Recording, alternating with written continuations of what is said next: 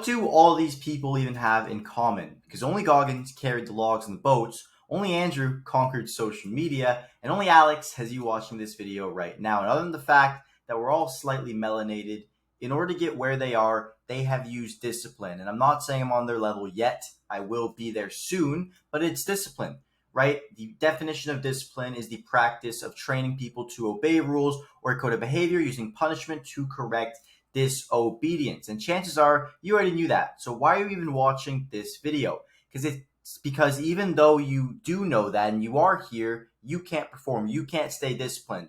And the goal of this video is not to motivate you. I'm not going to hype you up and get you ready to run through a wall. It might do that, but chances are you don't understand the science behind what discipline actually is and how it works, and that's why you're failing. Not because you are not motivated or there's something uniquely wrong about you. Because I thought I was a unique failure as well, like this mutant right here. I could never stick to anything for more than 2 days. Go 1 day, fail, 1 day, fail, 2 day, fail, 3 day, fail, 1 day, fail, 1 day, fail, 1 day, fail. Gym, work, meditation, anything that you can think of. I was failing it after 1 to 2 days. I would get distracted and I would drown my sorrows with bad food and social media. And this cycle repeated and I was stuck for 2 years. I genuinely believed there was no way to break this chain.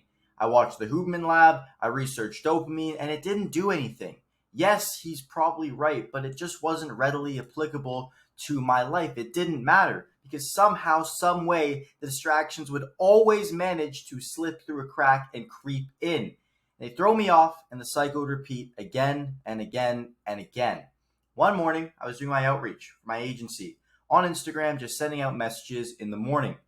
And because of that, I watched one reel in between messages and then another. Before you knew it, I was scrolling up and up and up and up and up, and I was wasting my time, and I felt bad for myself.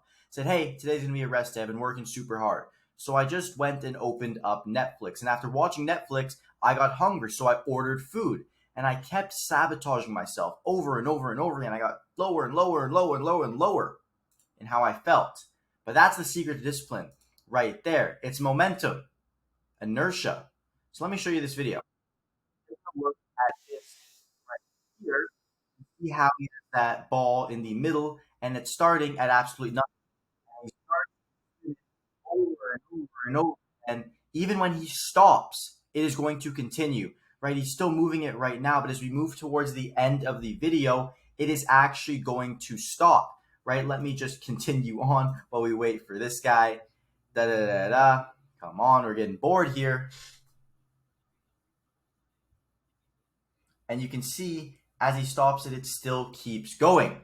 So your present action is the biggest influence on your future ones. On the days where I did good work, I did good at the gym and I ate good food and I stayed healthy with my nutrition. So what can I do with this pattern is what I ask myself, because there must be a way to leverage it. Is there a way to readily hack and create momentum so that inertia carries me on throughout my day and allows me to actually see success? And yes, there is. Because if you do something really difficult in the morning, you set off your momentum all the way to carry you through the rest of the day. Ideally, something physical. It's the most understandable pain, right? Mental pain is a little bit harder to configure, but physical pain, everyone feels it and we all know it hurts and it sucks. My personal favorite is running. If you can wake up, put your shoes on, and go, that will be the hardest, if not close to the most difficult thing you can do in the day. And because of that, it sets off a positive chain. For after you run, you sit down. After you sit down, you work. After you work, you go to the gym. And after you go to the gym, you research, you get back to work, and you just continue positively throughout the rest of the day. And in combination with that, I also do 100 deep squats with a weighted kettlebell just to feel the pain. Because I know the more pain I feel in the morning, the more pain I feel at the start of the day, the easier everything else is going to get, and the more momentum I have that I know inertia will carry me on throughout the rest of my day. And once I'm finished, everything else is a cakewalk. I didn't steal my whole morning.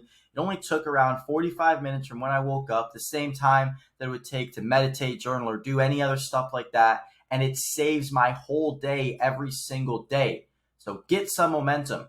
Right? And I'll give you a diagram right here to show you once again.